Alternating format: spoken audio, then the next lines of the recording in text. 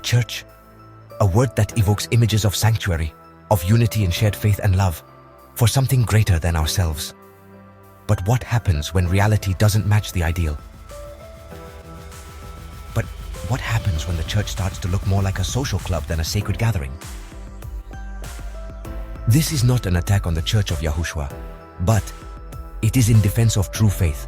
This is a plea, a call to conscience, a cry from the heart for the church to remember its true calling. We are called to be different, set apart, to be a beacon of light in a world shrouded in darkness.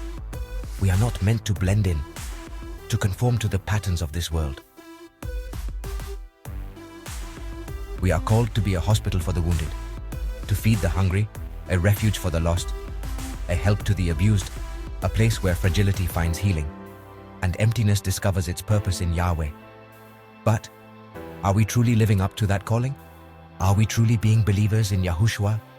Or have we become more concerned with appearances, with comfort, with fitting in, with accumulating wealth, which we will never take with us? These are the genuine questions we must ask ourselves. At some point along the way, has the message become distorted? Yahushua doesn't change anything, and his gospel is the same yesterday, today, and tomorrow. The gospel, the good news, is about the sacrifice of Yahushua, and our salvation is being overshadowed by another kind of gospel, the false gospel of prosperity. Suddenly, faith became a means to an end. Health and happiness in a wicked life. But Yahushua never promised us a life of ease, wealth, and fleeting comforts. In fact, he promised us the opposite: difficulties, persecution, the need to deny ourselves, to take up our cross, the consequences of our sins, and humbly follow him.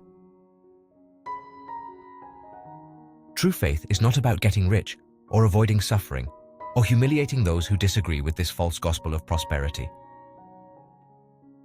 It is about surrendering our lives to Yahweh, trusting in his divine plan to find our fullness and purpose in him. We need to be honest with ourselves. Are we preaching and living the true gospel? Or is it a distorted version of it to accommodate our faults? Are we more concerned with our own comfort and security, or seeking the kingdom of Yahweh and his righteousness? Let's be honest.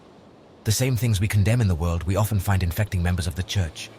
Hate, envy, grudges, resentment, infidelity. These sins don't magically disappear when we step inside a building we call the church, because the Ruach Kadosh is not there, but inside you. Right?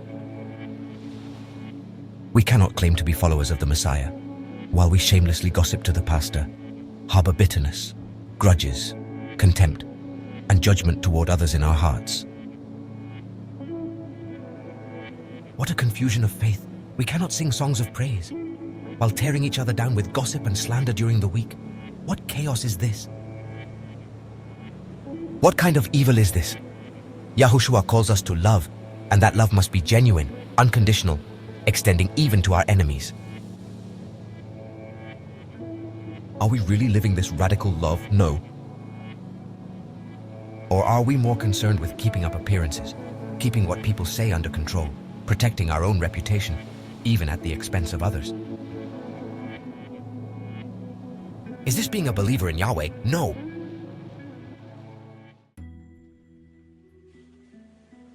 The Bible warns us about false prophets, the false pastors who are wolves in sheep's clothing, who come to deceive you, rob you, and lead you astray. The worst part is that you allow it, by not sitting down to read the Holy Scriptures. Sadly, we see this happening today, even within all churches. Some pastors, instead of guiding people to the truth, have become idols themselves. They love to be worshipped as mini-gods. They crave adoration, power, and wealth, forgetting their true calling is to serve. Because these false pastors are narcissists, gaslighters, manipulators, and controllers, using fear, the pulpit, to preach their poison, guilt to keep their followers in line and under their thumb. Woe to these false shepherds. They build empires in their own name to enlarge their egos. Instead of building the kingdom of Yahweh, they build satanic clans cloaked in glory. This is a dangerous and very heartbreaking distortion of true leadership today. We need to remember that there is only one true shepherd, one true king, and only he deserves our worship and obedience. It is not that pastor whom you cover up and defend. Remember that gossipers and concealers will not enter the kingdom of Yahweh. As always, stay curious. Don't forget to like and subscribe. Shalom.